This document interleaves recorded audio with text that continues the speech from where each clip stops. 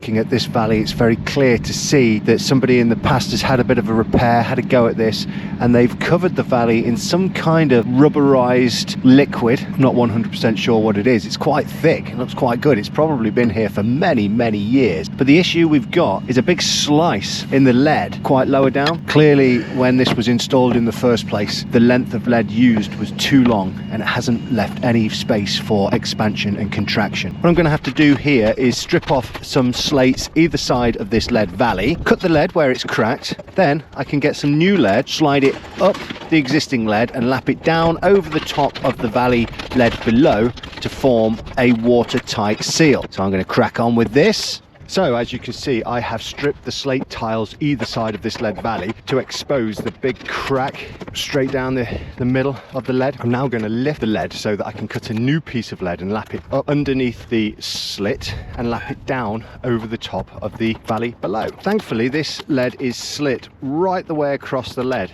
You have to be a little bit careful at times, as I learned to my detriment, when it's not slit all the way across and you have to put a cut in it yourself to separate the two pieces.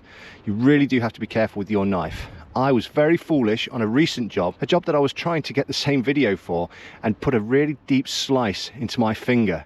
So always make sure you're careful with your knife. Try and slice away from your body. I know that it's said all the time, everybody says, never slice towards yourself, even when we know we sometimes do foolish things, don't we? And I have got the scars to prove.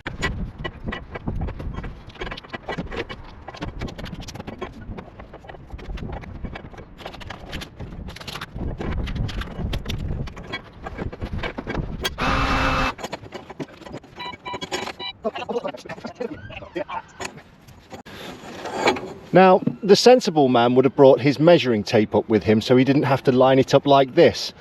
But you can't remember everything all the time. And I've never been a sensible man. So as you can see now, I am trying to measure how much lead to cut off here.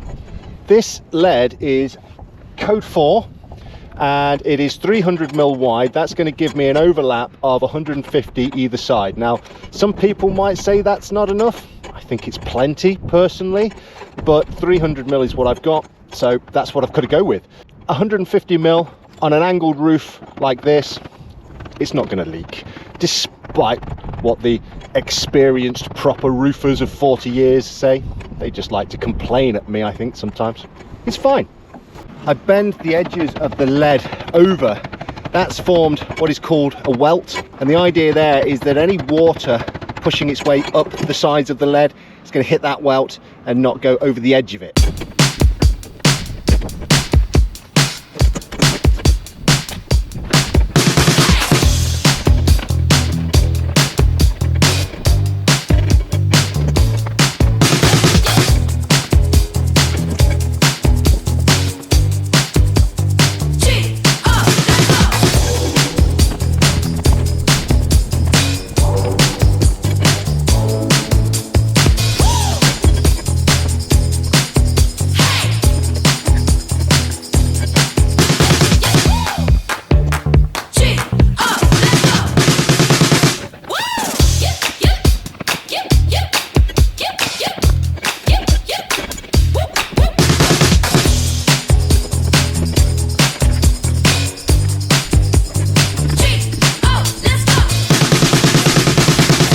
I broke a tile stripping this valley, so I'm gonna have to go down and see what I've got in the back of my truck, if I've got some kind of replacement for that.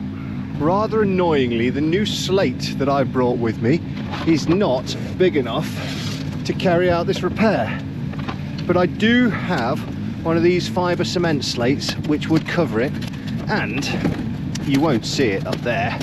I like to carry a pack of these fibre cement slates around with me because they really do get you out of a lot of trouble many times. Perfect for those repairs on the fly.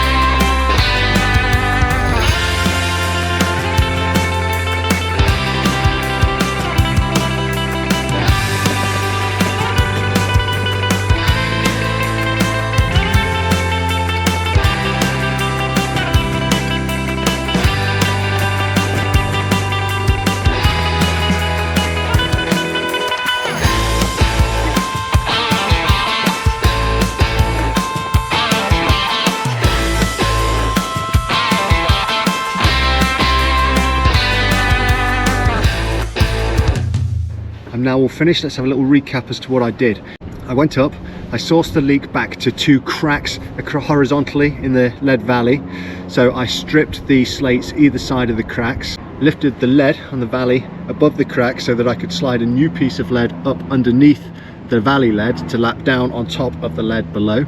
Flattened it all down, secured that into place, reinstated the slates either side.